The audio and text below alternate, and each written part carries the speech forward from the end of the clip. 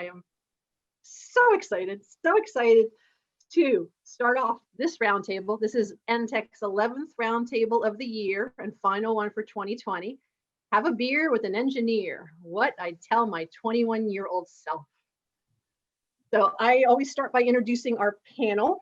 And first of all, I'm Christine Gonzalez with NTEC Engineering. I am the storage tank queen here at NTEC. I figure, woo, since we're drinking today, I'll definitely wear my crown. So here's that. And I will be your moderator today. Ed Petrosky, he returns for his 5th roundtable. He's NTEC's Director of Technical Services with more than 40 years of experience.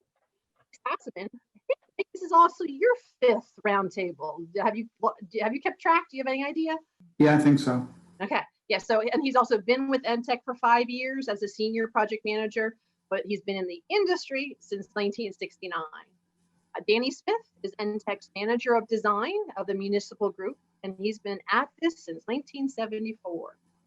Now, our panels, they work really, really well because of the variety of viewpoints that you get, and we love featuring our industry friends.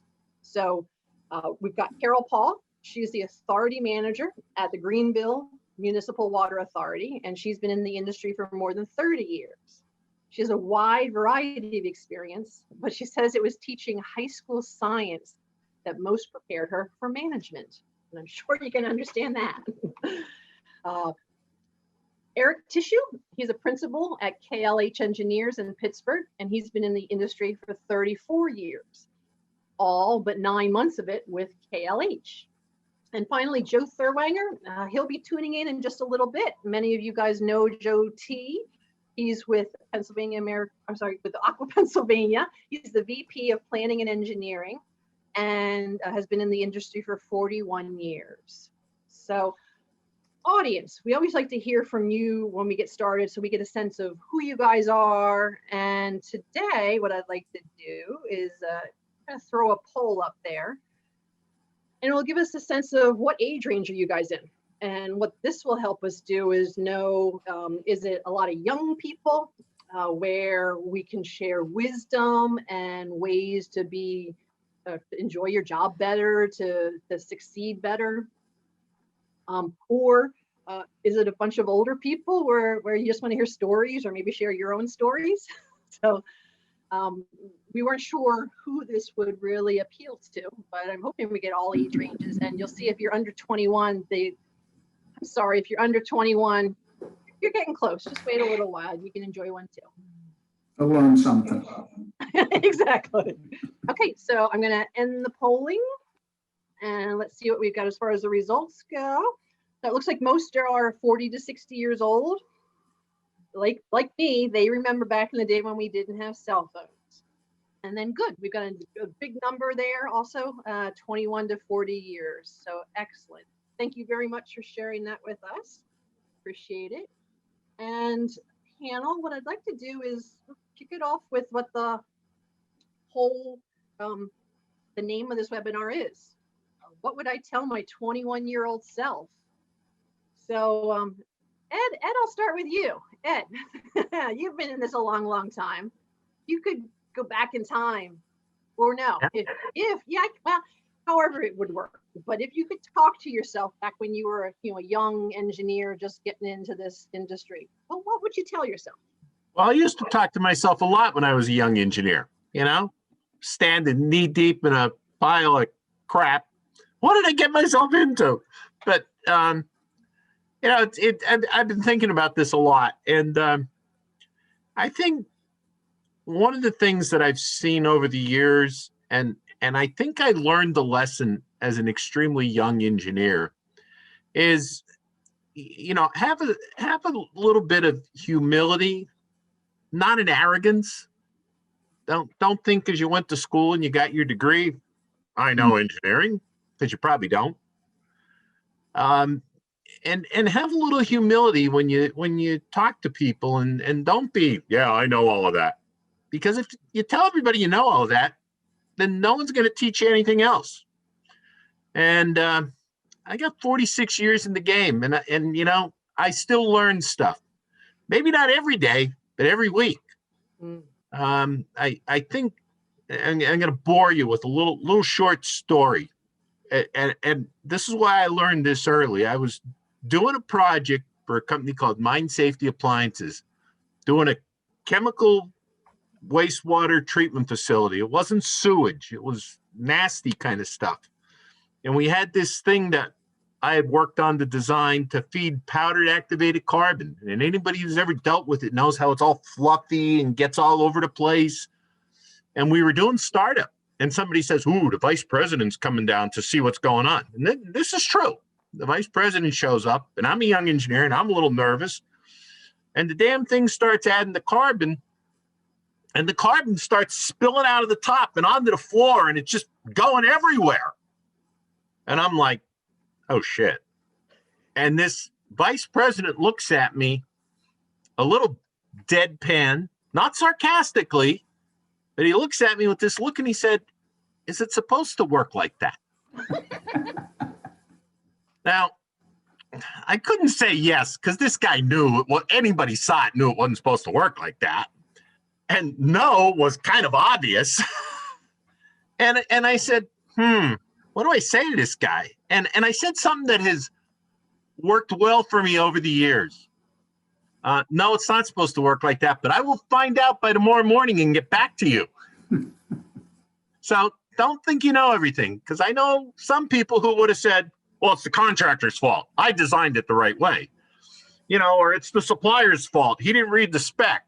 No, just fix it, get on with it, learn from the experience. So it was a little humble pie for me, because there I was standing in front of a pretty big shot, and my system was not working. I think that speaks to two really important lessons that all of us have learned over time.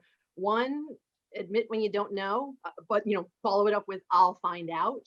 Yep. Second is it's a team effort. Everything we do, it's not just one person.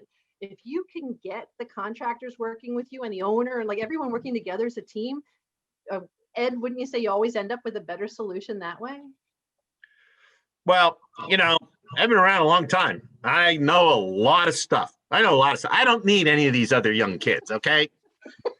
Bullshit. We're all a team, and we all work together. Contractors, engineers, other engineers.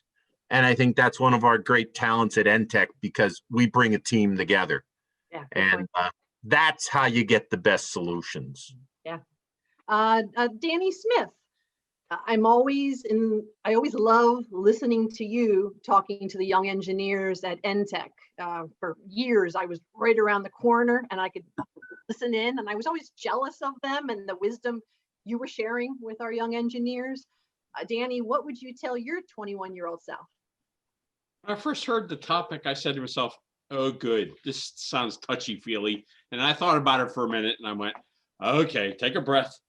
This is my first round table type thing here. So I said, all right, I'll take one for the team. I'll go along with what Ed's saying. It's about humble pie.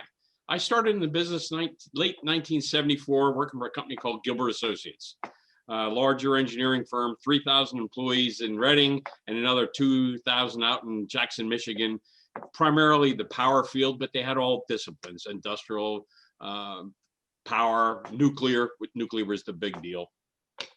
So when I started, it was on the board. And I actually, believe it or not, worked on what they call cloth or linen with ink pens with something called Leroy. And it's not a guy's name, they're ink pens. And that's how you did the lettering, Leroy lettering. So when they did microfilm, if anybody knows what that is, they were able to shrink it down and blow it back and they could still read the thing. Blueprints back then were blueprints, not blue lines. Showing a little bit of my age. So back then you get off the elevator and there would be a sea of drafting tables. The table in the front was drafter 1, drafter 2, 3, designer 1, designer 2. The squad boss was at the back. He had the phone. That's what it took to put projects together back in the 70s and the 80s. And Ed knows this. Ed comes from Chester Engineers. It was similar to like Gilbert.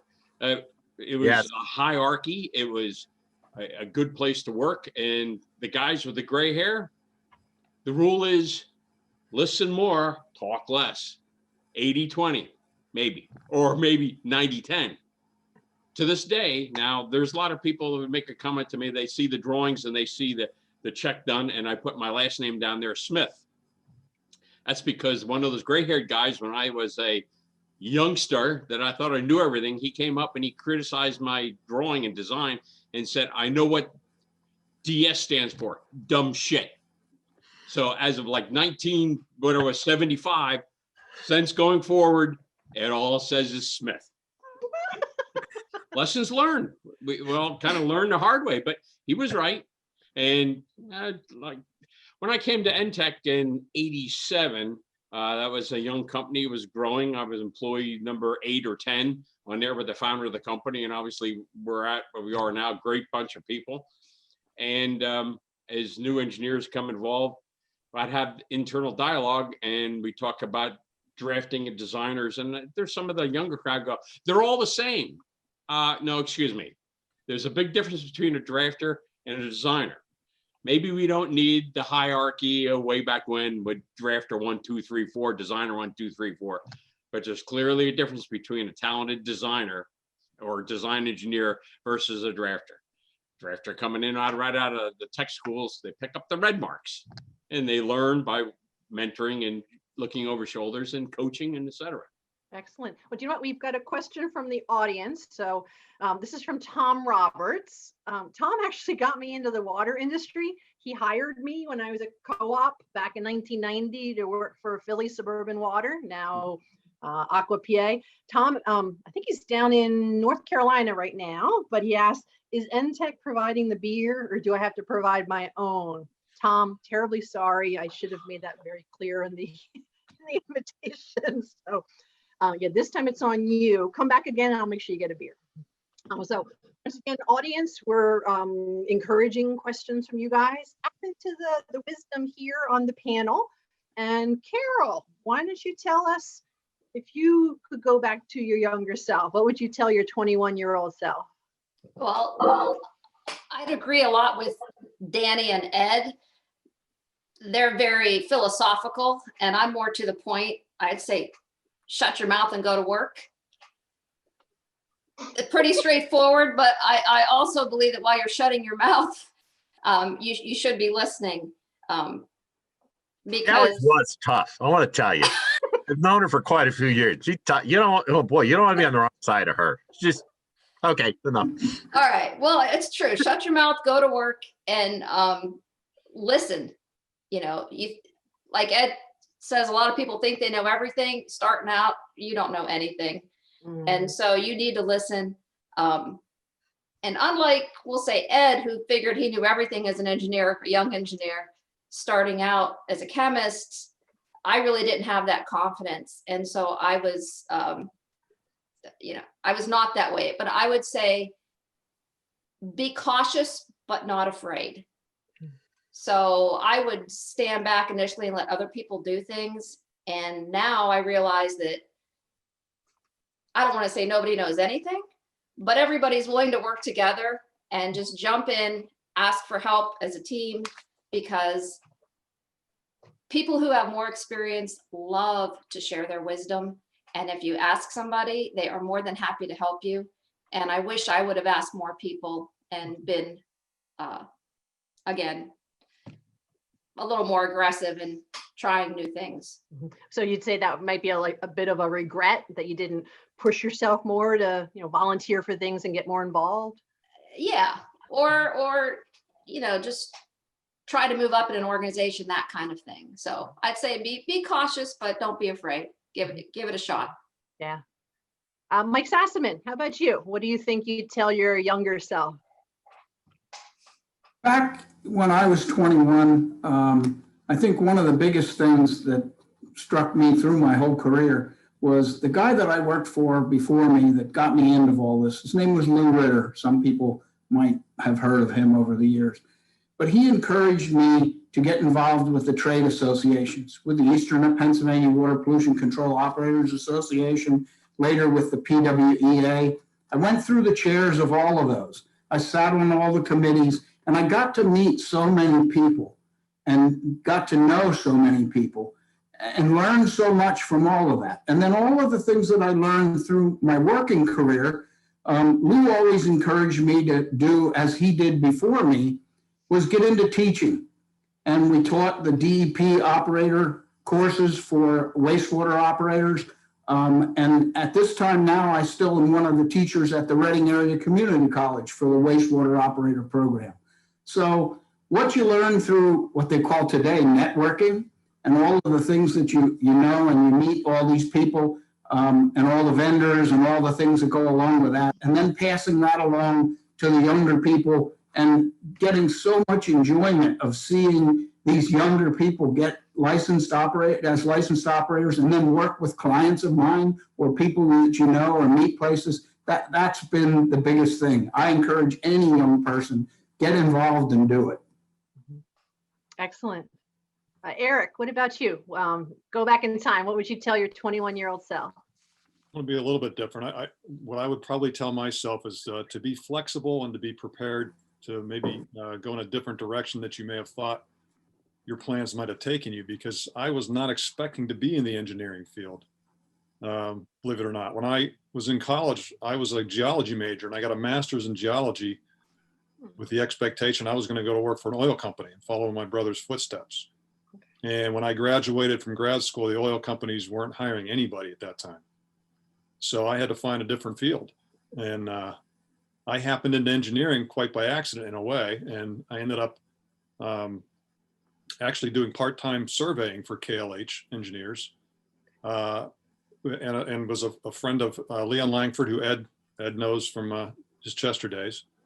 And so the rest is sort of history. I actually got an offer from the Defense Mapping Agency at the same time I got an offer from KLH.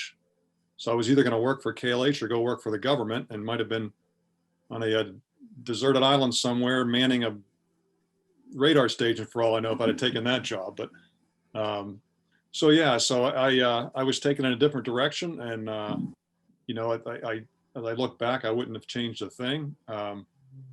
So yeah, be flexible. And then I was forced into the situation when I got to KLH to sit and listen and learn from people in the industry who knew absolutely everything more than I did, just because it was so new to me.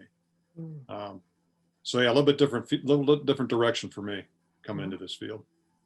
Now, Eric, I know you've been there, your whole career except for one little pause. Right.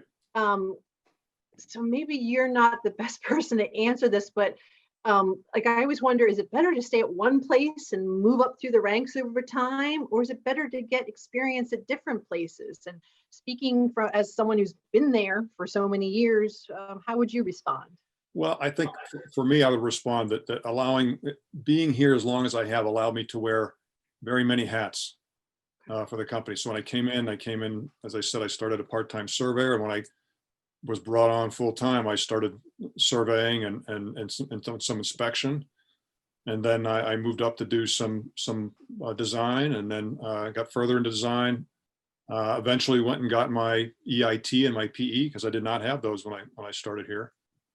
And then became a project manager, and ultimately became a principal. So being here for that long allowed me to understand how the company works, to see how everybody above me worked, understand and learn the ropes. And I was able to move up in the company. And that was an advantage for me, being here for so long. Okay. And Carol, sort of the opposite. You worked at a lot of different places, had so many different experiences in different ways. Are you glad you went that route? Or what are the advantages of hitting a bunch of different places over time?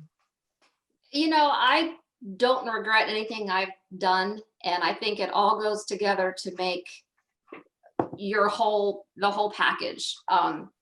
Operated an airport for many years. So, learned how to run a business, do payroll, taxes, pump fuel, had an online pilot shop, taught high school science, which, in high school, every high school kid, every day there's some drama and everybody's upset and there's all this stuff going on. And you learn quickly that,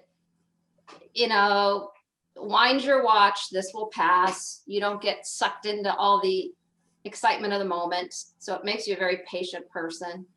But I've been in water. I've done training for rural water. So I like doing different things. You know, you have to kind of make your path, but if you like structure and you like, you know, knowing where you're going to be in 20 years, you know, that gives you a lot of security as well. So yeah, good I don't point. know, but Anyone else want to comment for on me. that? Okay, we have a question from the audience. Thank you so much, Keith Johnston. He first says, please stress getting involved in professional organizations. So I was so glad that Mike Sassman brought that up, because I remember being young and being like, I'm supposed to network. How do I network? Where do I network? It's the organizations. You just go to the meetings. Better yet, get involved. Like Mike mentioned, work your way through the ranks so you meet people and know what's going on. But Keith also had a question. Please discuss getting your EIT sooner. So that's what if you're going to become a professional engineer, getting your EIT sooner rather than later. So I guess the sooner would be, you know, like right out of school if you're going for engineering. Any comments on that from our PEs? Well, I'll make a general comment. I think that's always good. I took my EIT test 2 weeks before I graduated from Penn State. And it was 5 years, maybe 4 years. I don't remember exactly, but it was right around 5 years later, I took my PE license. Those kind of things don't get easier as you get older, even though you have the experience. You know, they're exams, okay? And you're a little better at doing exams when you're in college because you're being faced with it all the time. So again, I think that is good advice, and it gets you to where you want to be. Now, there's a lot of people out there who are wonderful engineers, practicing engineers, who don't have a PE or don't have an EIT. It doesn't mean you have to, but there's a certain recognition with that, and I suggest that to many people. I push some people on that. When I say I push some people, there's a young lady listening who knows who I'm talking about right now. But anyway, yes, I think it behooves you to get it the sooner the better, because I think it's easier. And I'll be perfectly honest with you. If I took the PE test today, I'm not sure I'd pass it. Good point. And actually, Dave Mace, he's an electrical engineer with NTech. He says, when you're a senior in college, that's the best time to do it. Ed did it. I did it. The material is freshest in your head then. Eric? Yeah, I would echo that. Having not been able to take it, I waited and had really had to learn all that stuff. And 8 years after I started at KLH is when I took the EIT, and it took me 3 tries to pass it. So I would heartily recommend taking it earlier than later. Good point. We've got a question from Tori Morgan with NTech, and she wants to talk about technology. I know Danny brought it up, talking about the drafting tables. So fun to hear how over time things have changed and shifted. And I'm wondering for you guys, what's the biggest technology change that you've seen over the past 30 or 40 years? And do you think it's a good thing, or like, what are the advantages and what are the disadvantages of that? So Mike, you want to start? The internet. I mean, geez, before that, you had to go all kinds of making phone calls or trying to talk to people to find out information from vendors or how somebody did something in the past or how something works. The internet now that's the biggest technology change, I'm sure, for anything. And you think that's a good change? Yeah, access to other information is just so valuable to know how to design or how to operate something. If you have the information and know what's out there, and then you can find the people that you can talk to who know more about that specific subject that you're looking for. We never had that way back. Other comments on technology? Ed? Yeah, I'll comment on one thing of it, because as a young freshman at Penn State, I took EG 101. And that course was totally dedicated to teach me how to use a slide rule. A whole class? A whole class, because when I started as a freshman in Penn State, We didn't have these little calculators where you can push the button. Okay. Yeah. Now they're built into every cell phone and everything else. Yeah. We took a whole class, a 3-credit class, and how to learn how to use the damn slide rule. Okay. And I'm going to be honest with you, how ingrained it was in me, a slide rule. When I went to take my PE test, calculators were still a little finicky. They weren't the technology they are nowadays. And I said, what if the batteries run out? What if the thing glitches? I had my trusty slide rule with me when I took my PE test. So it's an interesting piece of technology that most people couldn't identify one if you handed it to them today, but it's an interesting technology. I actually had one that was circular. The things normally go back and forth. I had one that was in a circle. Oh my God. Hey, do you still have any of your slide rules, Danny or Ed? I have it somewhere. I can't remember where. I put it someplace where I wouldn't lose it, and I can't remember where that was. That's the other thing with age and experience. But anyway, one of these days I'll find it. But it's around somewhere. Danny, what do you think about technology? I agree. Technology's good. As Ed's talking about memory lane and slide rules, it brings back to that squad boss. I was the young guy at the time, and we were doing to do trig, to figure out pipe supports and deflections and the moments and whatnot. And he'd pull out a book and he says, "What's that calculator there? Texas Instruments." I think I paid like $600. That latest, greatest thing that can do, sine, cosine, tangent. He says, "Where's your Schmoley's book?" I said, "Holy schmoly, what do you mean a Schmoley's book?" Well, there were books that would actually give you, if you knew the leg and the opposite leg, and give you the hypotenuse and the angle and yada, yada, yada. So we had those dialogue, and you go, "So what happens, young guy, when your batteries run out of your calculator? You're in big trouble." I'm there, "Well, what happens when you're outside and the wind blows and you lose a page?" But yeah, technology, there's some goods and bads to it. Everybody knows pagers, and then from there, the bag phone. Ooh, boy, we're really cooking with gas then.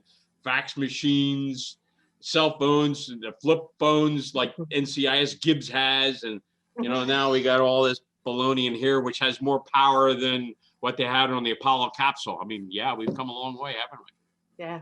So I think Danny, both you and Ed speak to your backup plan, recognizing that one thing may work to a certain point, but have a backup plan.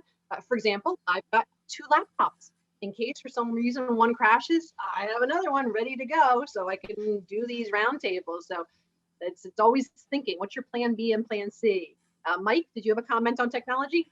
Just back to, I started back in the drafting room, as Danny said, and as he said, we started back with ink on linen, and then we went to this crap they called Mylar, but as Danny said, back in those days at Gilbert Associates, there was 40, 50 people in a drafting room, all sitting at drafting boards. Danny, how many people do we have now doing that same amount of work? 3 or 4 or 5? 4? Yeah, 4. All on computers. And when they went to the CAD stuff, I don't even know how to start one of them up or draw a line with one of them. I could do it when I could do it with a pencil back in the days, but not today. So when I started with NTech in '87, we still had boards. And about 1990, Tom McMahon, the founder of the company, says, "We're going to CAD." And he did the hard stop. He physically removed the boards, and we brought in these machines, and we went down. But it was a good thing because we were forced. Then we started to soar. But that first month or 2 months, it was tough.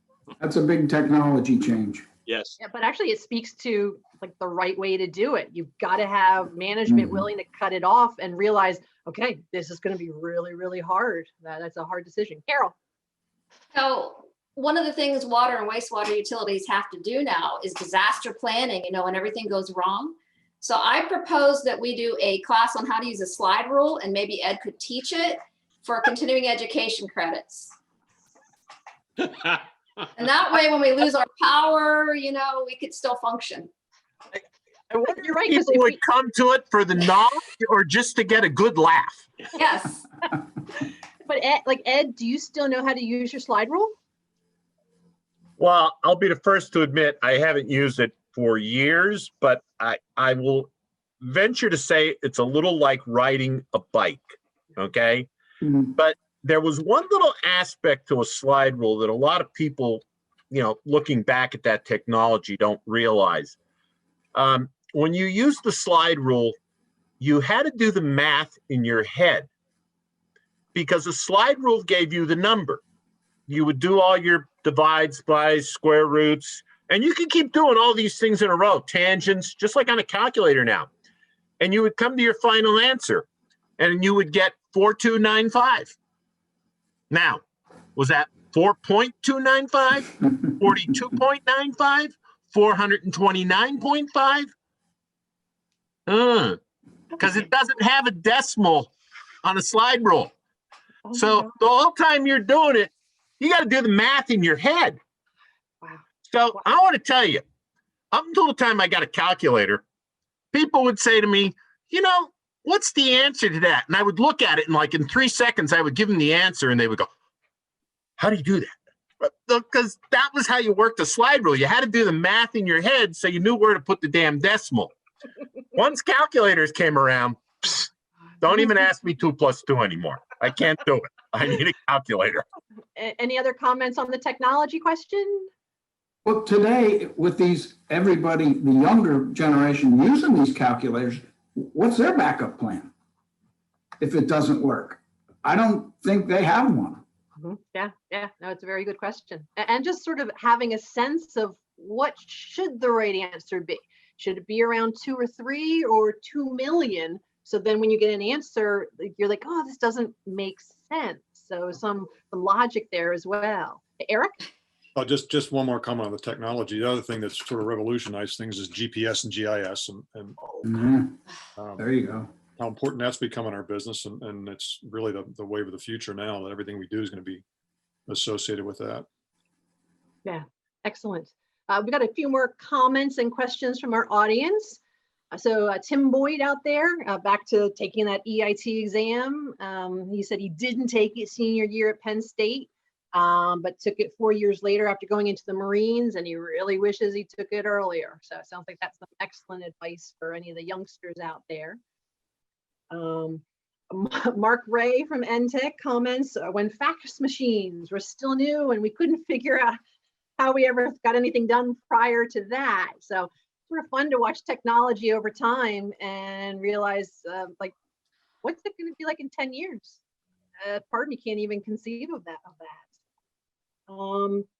Here's a question from Macy Divins at NTech. She asked, what's the most interesting problem you've had to solve in your career, and how did you go about solving it? That's sort of a big question. Anyone want to share a story?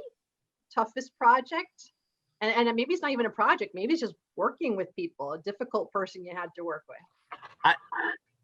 I'm going to say something about that. And if Brian Killian or some others are listening that have heard me say this, they'll understand it maybe a little more than everybody else.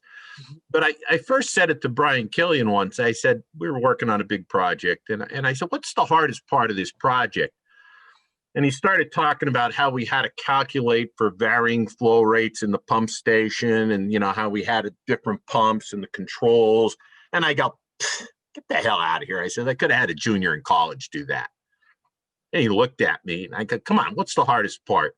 Then he started describing something about the sequential batch reactors. And I'm like, come on, I could have a first-year graduate do that. Come on, what's the hardest part? And he looked at me finally and he said, I don't know, what's the hardest part? I says, convincing a board of directors to spend $30 million on a treatment plant. Mm-hmm. So if there's something you really want to learn, and they don't teach you that in college, you've got to work with people.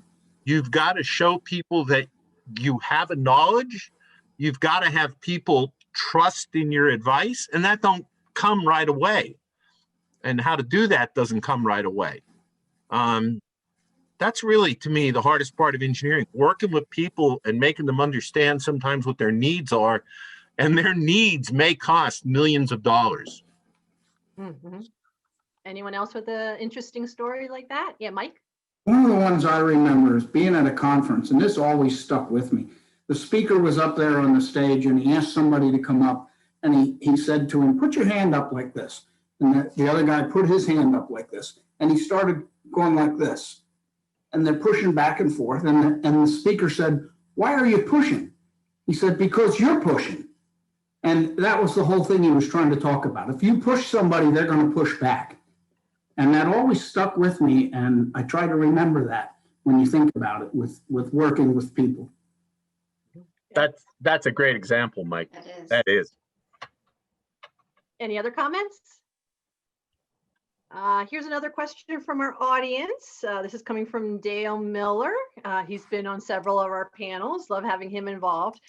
He asks, why do many, not him, of course, but why do many water and wastewater operators dislike engineers? So any insight? Danny, yes. Yeah. I think this goes back to, there are some firms, and I came from a large firm, I call them three-piece suit engineers. And I've heard this from different operators, where somebody flies in from the big city and says, I'm the college boy, I've got a master's from Cornell, I know best. And I'll tell you what, that shuts down the team in a hurry. Yeah. We're at NTech, we're not that way, because an operator can make or break your design. I've seen that happen. You could design it to the nth degree, but if somebody's sitting there with their hands like this and go, yeah, let me see it. So Yeah, good it's point. back to that team effort Mhm. during the design, the concept, getting input. Now, some clients allow those operators to sit at that table. Sometimes it's just the supervisors, but we enjoy that, and we think it's very important to incorporate that. Now, of course, you've got to balance that out. You might have one guy that wants everything, gold plated, and we have to be sensitive to that because everybody has a budget. Yeah. Carol? Yeah, we call them shiny shoes. When the shiny shoes, when the engineers show up and their shoes are perfectly clean, they haven't been in any hole or any dirt.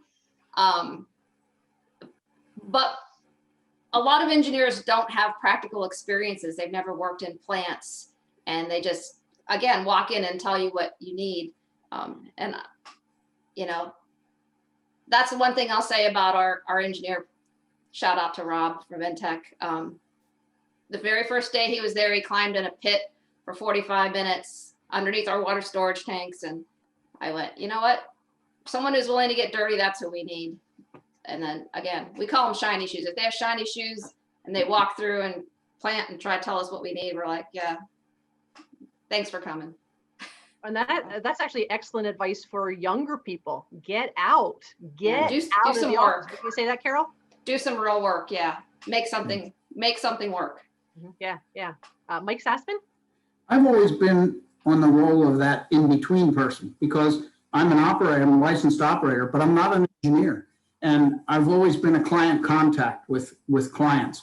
And I could work with the operators at the treatment plant and understand what they wanted and what they needed and how they wanted something to work. And then I could go back with the engineers that I worked with in the office and be that go-between. So that's really always helped and really was my career.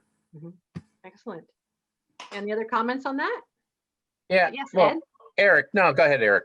No, I'm just going to sort of reiterate all that. Some of the best people we've ever had working for us have been operators in the past, and they're the ones who know the nuts and bolts, and we've never really had a successful project where we didn't involve the operators in the design, and they're the ones who are going to be operating what you design. So, and Rob's an example of that, and yeah, you can't do a good job without their input. And just a better understanding of what's going on, because I'll give a shout out to all of the tank builders and tank painters I've met over the years. That's where I learned tanks. It's not in a book. It's not in the office. It's by being out there in the field. Okay, so panel, we're going to do something very, very exciting right now. You guys don't know this is coming, But perhaps if you've ever watched one of our roundtables before, you know that we always like to do some fun things. So we're going to play Sewer System Survivor. Yay! Here's what we're going to do. I will pose the question to the panel. You'll have 30 seconds to answer, and then we're going to poll the audience and let you select who had the best answer. So, is everybody ready? You can tell I really like this part. So, question is, what's the weirdest or grossest thing that you've ever found in a water or wastewater system?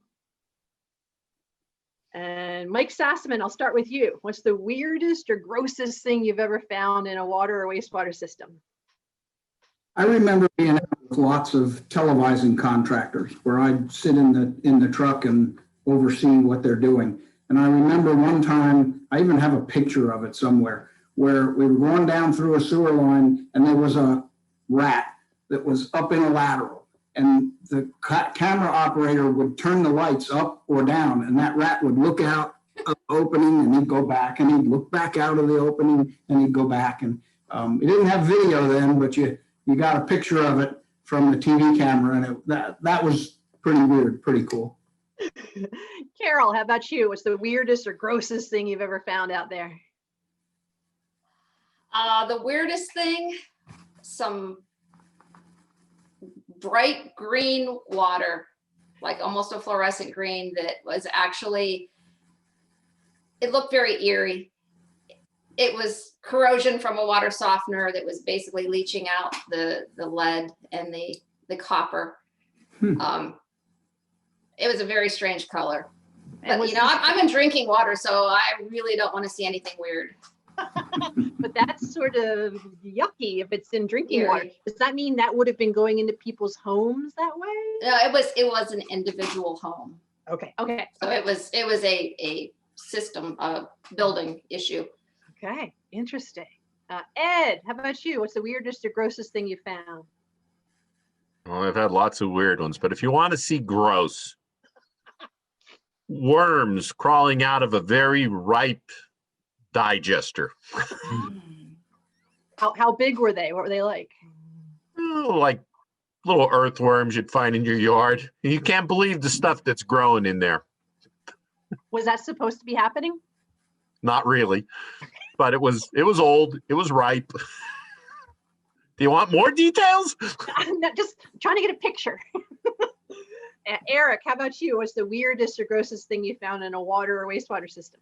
I can't think of anything weird beyond the tires and things like that. I can't compete with Mike's rat, so I think that's I really that's a good one. Okay, so nothing you can think of? Nothing that I would say is, yeah, I just can't think of anything really strange enough to win the contest. win the contest. The winner, Yeah, you get removed from the sewer. The winner of this contest, you'll be pulled from the sewer. Yeah. So you don't have to be down there with the rats. Okay, Danny, how about you? Weirdest or grossest thing you've seen? Not necessarily gross. Well, I guess all depends. Think about it. It was a project, and we were working for the City of Reading Water Bureau, Hagelgill Reservoir. They said they hadn't inspected that reservoir in years, and then when we opened it up, we found out there were sofas, chairs, and mattresses floating in the water. Oh, potable water. Uh-huh. Yeah. Excellent. Okay, thank you very much, panelists. So I'm going to release another poll for our audience. Let everyone vote on these very interesting stories. I'll launch the polling. And once again, a reminder, whoever gets the most votes, we will rescue you from the sewer. If you tuned into our roundtable 2 weeks ago, you know that Eric Moore told a phenomenal story on if you've got I&I problems and trying to gain access to someone's home, he's got the best solution. Make sure you check out our tape, our recording of that roundtable. Mike Sassman, he's still stuck in the sewer from that roundtable because Eric had a really, really good answer. So give you a couple more seconds and then we will end the polling. So good stories, everybody. Thank you. And let's see, I'll end the polling and share the results with everyone. Mike, congratulations! Yay! So we will pull Mike out of the sewer. You're rescued. The rest of you, see what you can find down there. Yeah, That was a good story, Mike. That was a good one. the Rat Patrol. I like it. Yeah. How did Joe get a vote? I didn't even, he's not even here. It must be someone who works at Aqua and likes him. So one of the things I wanted to pose to you guys, part of having you here and sharing your knowledge is making sure we're, educating the younger generations and helping them to grow. A big part of that is mentoring. And earlier today, Ed, I was talking to Brian Killian. I'm like, Brian, would you consider Ed to be like your mentor? He's like, he's my work dad. When Brian started at NTech, he said every day he would have lunch with you, Ed. And every day he would write down all the questions he had and everything he was trying to understand about wastewater. And he said that's where he got his knowledge, following you around job sites. But on the other hand, it was a symbiotic relationship in that you're not so good at the paperwork part of the job, Ed. But I'm excellent at paperwork. I'm excellent at paperwork. There's piles of it on my desk. But Brian recognized that's where he could help you. So Brian took care of the paperwork. You taught him everything about wastewater. And look where Brian is now. He's one of the principals at NTech. So very successful mentoring there. Ed, tell us more about mentoring and how you've done it over the years. Well, my funniest story, and this has to do with Brian and sometimes other people, I'll sit there and I'll say, that reminds me of a project I was working on back in 1976. And I'd say that to Brian and he'd kind of look at, he'd be like this. And I'd say 1976 and he'd go, I was -2. So, but one of the things I get great joy out of, and it's not necessarily passing on engineering, but it is. Mike can appreciate this. Carol, who used to arrange some of this for me in her days at Pennsylvania American, I take great joy in going out and teaching operators. I've actually created about 8 or 9 classes on operations of water and wastewater facilities, mostly water, and not just how do you operate the treatment plant to get the shit out of the water, but energy efficiency and some other things, how to do sludge digestion and so on. So I do that a lot. And I always say, everybody talks about, well, you give back to the community, it's my way to give back because I was blessed. You heard, Eric and some others mentioned my days when I started with Chester Engineers and worked for some great people, guys that would say, Ed, sit down. Let me explain how you do that. Let me explain to you how you calculate that. Well, most of those guys, I'm sorry, they're long gone. Not just retired, they're long gone. I can't pay them back, okay? But I can help others learn. So my great joy is actually going out and teaching operators through classes. And I'm sure any operators that are listening to this has probably been in 1 or 2 of my classes for sure. So that's my great joy. Excellent. Anyone else speak to mentoring? Carol? When I first started, many of you know Herb Spencer, who's with Shannon Chemical, great guy. And, I worked for Grove City Borough. So it's a small municipality at the time. So I didn't have a large corporation of people that I could go to for questions. I was it. He made it a point to not only invite me to every meeting, but to invite me to sit down and have lunch with him. When I met Ed, of course, he would invite me to dinners and things like that. The water and wastewater industry is very predominantly men. And it's hard sometimes as a woman, as I would walk through, say, rural water, they always thought I was somebody else's wife, and so the vendors often don't talk to you, the engineering firms, but people like Herb always introduced me to people, said, hey, this is Carol, here's what she does, you should get to know her.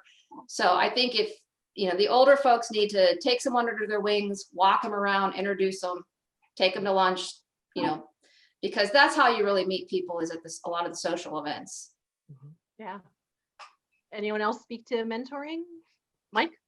Just going through those chairs of those associations and knowing the people that were the vice chair, or whatever, of different groups, and even the whole association, they looked up to you and to me as I went through some of those things. And that meant a lot to me, because I looked up to the people that went through it all ahead of me. I'm hoping some of them look at me the way I think of some of those guys that I followed. So if they do, then I did good. Excellent. Yeah. Joe, Danny, Joe, you're on mute right now, so pull yourself off mute. Want to speak to mentoring? Yeah, sure. Thanks, Chris. Sorry to be late for the dance. Yeah, I would say mentoring is mandatory, really, for a career, whether you go on the technical professional side or whether you go on the people process side of the business. So myself, the important thing is to know thyself. And when you come out of school or you're kind of a young professional, you don't really know what you like. More importantly, you don't know what you don't like. So a mentor, like for me, it was John Rossi who I think ended up his career at Gilmore. I used to sit in with him when I was going to night school, and I was his designer draftsman, and I'd see what he did for water and wastewater in Warminster. And then I kind of mentored also within Carroll a fellow by the name of Tom Miller, who kind of got me involved with hydraulic modeling in its infancy stages. And I took a shot. I didn't know whether it was going to be a meaningful, not career route, but meaningful set of skills to devote some time to. And those guys kind of helped me, under Tom, I learned that I really liked hydraulics. And so I ended up in the utility world. Whereas if I never really questioned myself and tried to figure out who I was, I probably, be just sitting in the back room somewhere doing land development plans for somebody, which is not very fulfilling. So that's my personal opinion.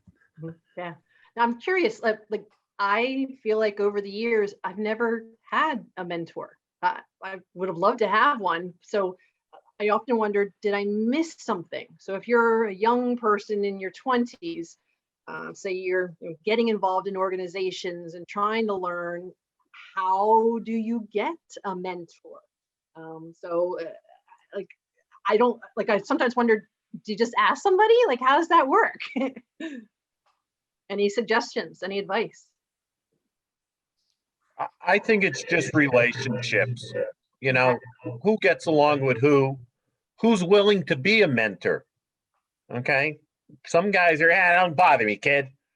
But, the other side of the coin is if you're going to be a seasoned guy like me and complain about those young kids that don't know nothing, but if you're not trying to mentor them, then shut up. You have no right to complain. So, Danny, any suggestions for how to get a mentor?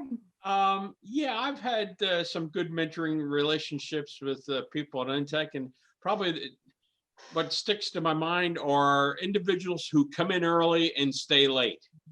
And that you can take that for what it's worth. The engineering isn't a 7 to 3:30 job. It can't. You need to be a sponge. You need to be willing to sit down and talk to that individual before he's even got wait a minute, he's got a coffee and he's just starting for the morning. Swing by and say, hey, you got 5 minutes.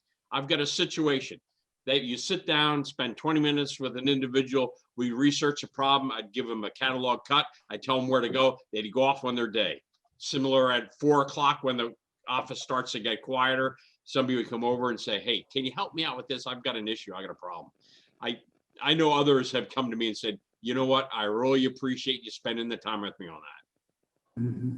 So I've gotten good feedback on that. Yeah, interesting. Any other, Eric, go ahead. I think part of that also is being a mentor is when somebody comes to you and you're giving them direction on how to do things, that they take that and take it to heart and actually run with it and become self-starters and do things on their own. and you realize, okay, they're listening to what I'm saying and they're learning from it. And so I'm going to keep working with that kind of person versus somebody that comes into the office every 5 minutes asking question after question after question, doesn't seem to move along on anything. So it's, you need to take stuff to heart and work smart when you get good advice from mentors. Excellent. Any other comments on the mentoring aspect? Okay. And we do have some more questions from our, well, actually, no, there was one other thing I wanted to point out with the mentoring. When Brian Killian was talking about how Ed, he had lunch with you every day, I was like, huh, have we lost something? Is that a change that we've had over time where 20, 30 years ago, people would sit together for lunch and, you know, have relationships, get to know each other. Nowadays, Ed, would that have happened with you and Brian? And so, Carol, you want to comment on how things may have changed over the years and we're losing these opportunities? Actually, I was your very first poll where it says 60 and over, and you said, I remember what, and I was drinking and smoking. But that's what we did at lunch. We would go to lunch. There was, you know, someone from distribution, someone from the treatment plant, someone from administration, engineering, and we met at least once a week, had a good hour-long lunch, and we had a beer or two and smoked. And, you know, we learned a lot about the company, not just your own, you know, I was in the plant, not just the plant, but you learn about what's going on everywhere. And, you know, now we would never do that now. Oh, it makes me so sad. Doesn't it make you sad? Yes. Oh, Yeah. because actually, like, as I'm drinking this right now, I'm like, how many engineering firms would be doing a round table like this? It makes NTech a little bit different. Joe? Yeah, Chris, I recall at Carroll, so this would have been between 1974 and 78, somewhere in that time frame. Unheard of now with today's marketplace. We had a beer machine in the back, 25 cents a beer.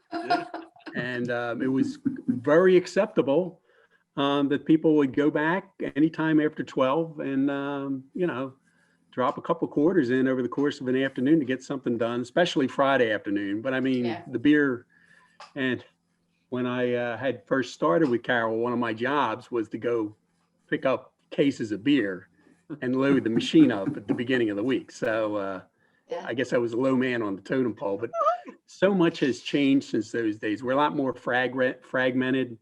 I don't even take lunch anymore.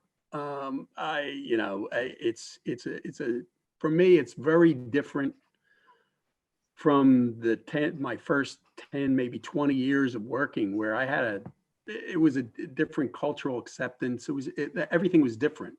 Now I feel like there's more rules.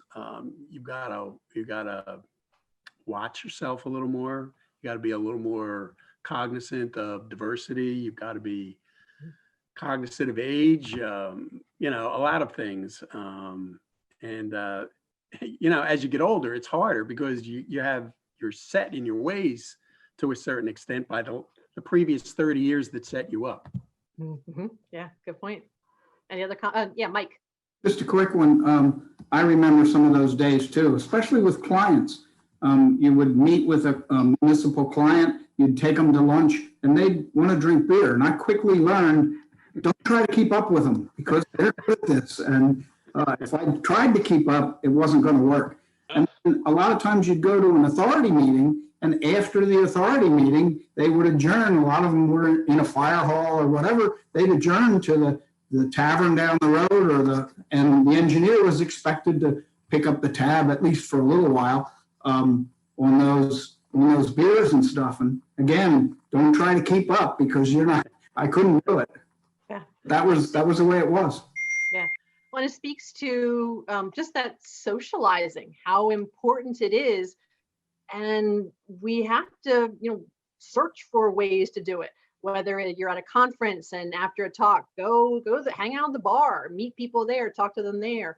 I know when we do the Southeast Pennsylvania AWWA conference, we often meet at the bar afterwards just to chat, and you get to know people a little bit better. So it's harder than it used to be, but there are still some opportunities out there, I think. So one question, good question that just came out is communication for the younger people. Texting is not talking.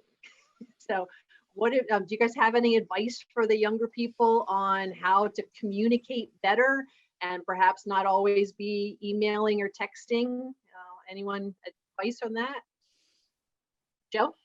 Yes, I would say, especially over the last 10 years, I've seen the resolution of problems where the younger professionals do text and sometimes email. They try and email and text the problem to death. Sometimes you just have to pick up the phone and call the person. It's okay. You know, if you're not used to it, you will get used to it. We got used to it. And you'll get better at expressing yourself and getting to the point with whoever you're talking to. But don't text the problem to death. And certainly email is part of that too. Mm-hmm. Yeah, good point. Yes, Carol?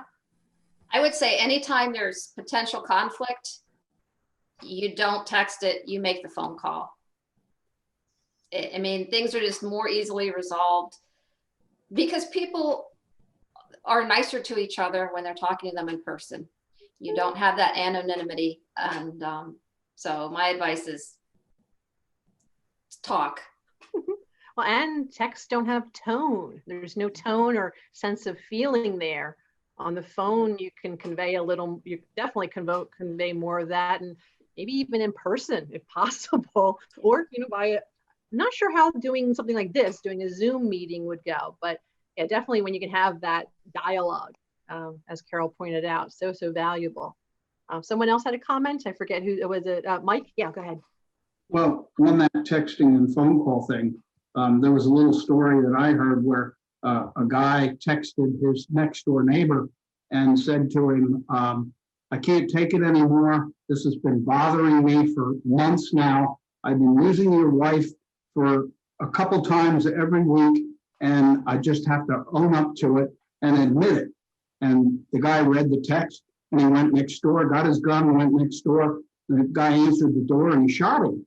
And he went back and got on his computer and he read that the guy said, damn spell check, I meant Wi-Fi. Wait, meant what? Wi-Fi. Using his neighbor's Wi-Fi for months. Oh, wait, that's just a story, right? Please tell me. It's just a story, but it shows you how texting and talking spell check. Any other suggestions on helping young people to speak better? Ed? I just want to thank Joe for bringing up the whole thing with texting and emailing. You know, maybe guys like me and Mike and Joe and Danny, you old guys don't want the technology, you know. I remember the days when you picked up the phone and you didn't go like that. You still went like that, okay? And there is no substitute, I don't care what you say, for verbal face-to-face communication. And I'm not going to beat it to death any more than that. Mm-hmm. Yes, Mike? Just quick. I think I've made so many friends through the wastewater plants and the clients that I've worked with by getting to know them, telling them some of your personal things that you do and they tell you yours. They actually become friends. Guys that I've gone out to dinner with their wives and so forth that are plant operators. You get to know these people by working back and forth with them, and a lot of them really become friends. Yeah. Not just coworkers. Yeah, Joe? Yeah, to pick up on Mike's point, you can't really, so I work in a pretty big organization, Aqua, Philly Suburban Water Days, and I worked at South Jersey Gas. They were big utilities. And you can't really function well or move up the ladder or be successful unless you learn to network and develop allies, and learn who you can trust and you can't trust. You can't get that from texting and emails. You got to actually know these folks. Sometimes you need them to go to bat for you on certain issues. You know, a lot of times these days, It's more than just a technical issue. You need political help. You need accounting and financial help. You need IT help. And you've got to develop these relationships to help you do your job better. And the higher up you go in an organization, the more the people above you expect you to have that. So it's a very good point. Yeah, excellent. Any other comments on that? Okay, I'm going to go back to our audience for a moment. A few of them actually had some good ideas. Steve Wagner mentioned some advice from Kathy at NTech, who had said, if you ask a question on how to do something, have a paper and pen and be prepared to take notes. She can't believe how many people, when they're trying to get advice, they're not writing it down. It's like, how are you going to remember it? Excellent advice. Thank you, Steve. Yeah, that is good. Another advice from Dean Miller out there. A good advice to a mentee is be a sponge. I think, yeah, definitely the group here would agree with that. Mark Wittersham from NDEC also mentions he's glad to see Joe T. He said, this is a story, Joe, you missed it. We did sewer system survivor, and you had to tell the grossest thing you ever found in a water or wastewater system. And Mark Wittersham says, glad Joe T wasn't there. Apparently there's a video of a partially decomposed rabbit getting sucked up by a diving company in a reservoir. So I'm not sure where that was, but sometimes when you can't hold your chlorine residual, doing a little investigation can help you. Here's an interesting one. So aside from technology, what's the most surprising change that you've seen in the industry during your career? It seems like technology is a big, big thing, but other than that, what else has changed that's major and either disappointing or actually been a good thing? Any ideas, Danny? I'll be so bold in saying having female engineers on staff. Thank you, Danny. You love the ladies, though. Everyone says you love the ladies.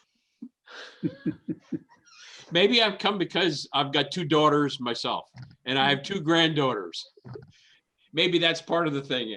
I've actually been accused in the office, and kiddingly, they go, you go easy on the ladies, you go hard on the men. Why is it? I'm there.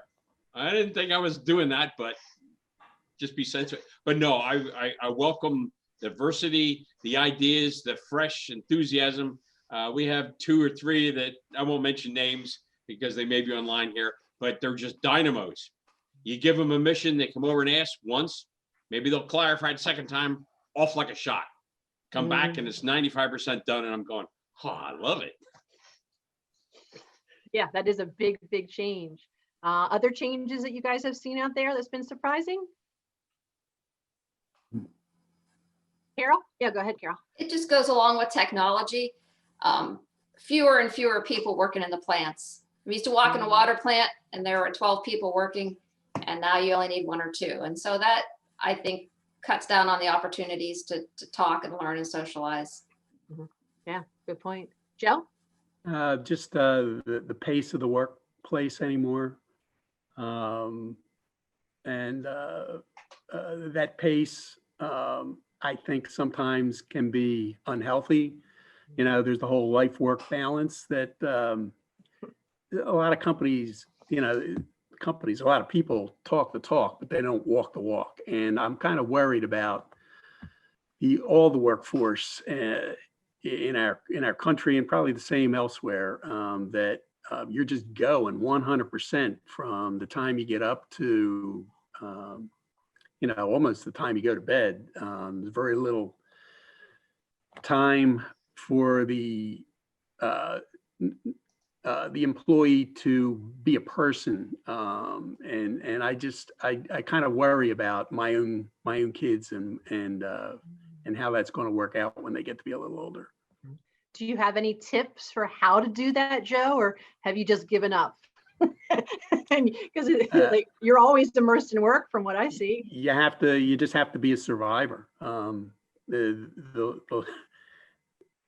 I've given up on trying to keep a balance. Let's put it that way. I guess that sounds like I'm a defeatist. I'm really not. I'm a bit of a fighter, but it's common whether I'm ready for it or not. So I just try and embrace the change and work with it, and and try and keep the bells in the bat for here from under control. So Yeah. Okay. Any other comments on that? Okay. You know what? I see that we're. Oh yeah. Go ahead, Mike. Well, just same thing there. Know when to switch it off. Work's work, but when you're off of work or it's a Friday afternoon, evening, switch it off and do things with your family, do the hobbies that you like to do, do your other things, and then go back to work again on Monday morning and do your job. Yeah. We had a comment from one of the people in the audience that the vacation time, how critical actually taking the vacation time is. And sometimes it's hard to do it when you've got responsibilities, but yeah, to come back fresh is so helpful. So, so you know what? I do have one last question for the panel, but first I want to wrap things up and share my screen with everybody. If you enjoyed this roundtable and have been to other ones, here's a sneak peek at 2021. We're planning on continuing these definitely the next 6 months and possibly through 2021. We'll be going every 3 weeks, and some topics that we're looking at is a board members 101, clearing up your fog program. Tori Morgan wants to take the lead on that. We did a water regulatory update back in the fall, and that was very well attended, and a lot of people enjoyed that. So we'll do that again in the spring. Wastewater treatment plant design, what operators should know. This is always a really popular class at Pennsylvania Rural Water with Chris Hannum, and we plan on having Dale Miller involved with that as well.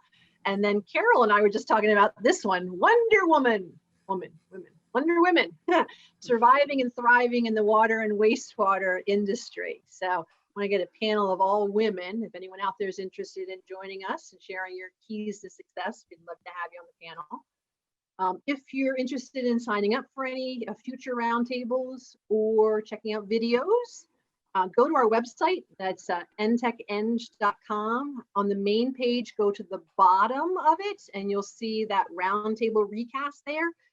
Actually scroll through, there's a couple different panels. Click on that, and that's the web page that will give you all the information. So big thank you to my panel. As I said, I've really been looking forward to this.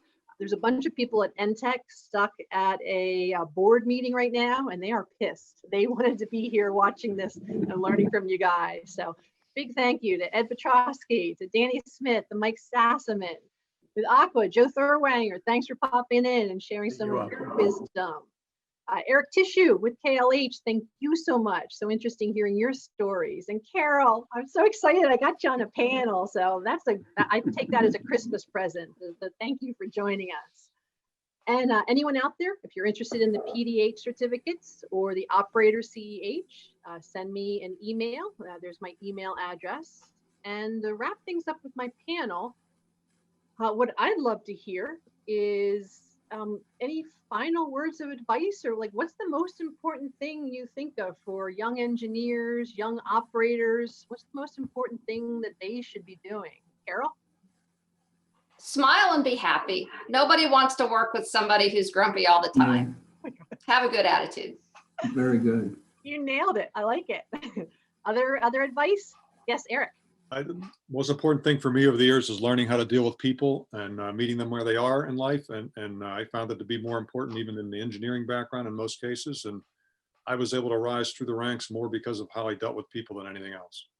So it's not even what you know, it's how you deal with people. Love it. Excellent. Other advice? Yes, Mike. The one that I've heard many times is, especially when you're dealing with your clients, you want to try to become their friend and their trusted advisor, not just something that they're paying to get. It helps you get through the rough spots when they come along, and you get a lot more out of it too, because you feel like you're part of their team. Good point. Other advice? Okay. Yes, Joe. Yeah, I figured this question was going to come up at some point, so I jotted down a couple of points. So the first item is, if you're a young professional, whatever you are, be the best at what you are. That will take care of you for the rest of your career if you try to be the best, and put everything you have into it. Obviously keeping life-work balance, but develop an ability to laugh at your stress. We all deal with a lot of stress. Some of us don't take it very well. And I think if you perform at a high level, just like the old MASH days, without all they learn to laugh at their stress levels while continuing to do a good job. And it allowed them to keep their sanity in a very insane situation, which to me is the modern workplace. Perseverance, show some perseverance. That's a very good quality to have. You're not always going to get from A to Z quickly, but you got to show a stick-to-itiveness on certain things. And the last thing I would mention is, it's really not how hard you work. I know a lot of folks who work very hard, but it's really how effective they are when they do work. And that's a key going forward. And that's all I have to say. Excellent. Ed or Danny, any final words of advice for our audience? No, people skills, it's important. I think anybody can sit there and crank the numbers all day long, sit in their cubicle and do something, but it's dealing with your team and with so when the boss says you're going to go to a Dale Carnegie class, all right. But it really is. And building team, networking, it'll make that team grow larger. Yeah, Yep. good point. Ed, you always have something to say. Final words? Like one of my industrial clients said to me one day, he went to a meeting with all the higher ups in the company, and the CEO said to them, you have to understand, if there's one constant at our company, it's change. So things are going to change. When you're my age, don't sit here and say, oh, the good old days. They weren't that good. And they're going to change. And you're going to have to learn to adapt. You heard me talk about technology. I took a whole class in how to use a slide rule, all the way up to, we got pocket computers who can model a whole treatment plant for you. Things are going to change. Adapt, overcome. Actually, Clint Eastwood said that in one of his movies, but adapt, overcome, persevere, something. That's what you got to do. And be nice to people. I'm done. Excellent. Nice. So huge thank you to our audience. You guys have helped make all of these roundtables so successful in 2021. Hope to see you again in 2020. Sorry, 2021. Hope to see you next year. Maybe I drank a little too much. So I would like to propose a cheers. Thank you to my panel. Everyone. Thank you. Thank you. See everyone. This is empty. Time for another one. There you go. I always say magical things happen when you bring together passionate people. So huge thank you to you all. Love you all. Be safe. Happy holidays. Take Bye, care. everybody. Thank you. Thank you.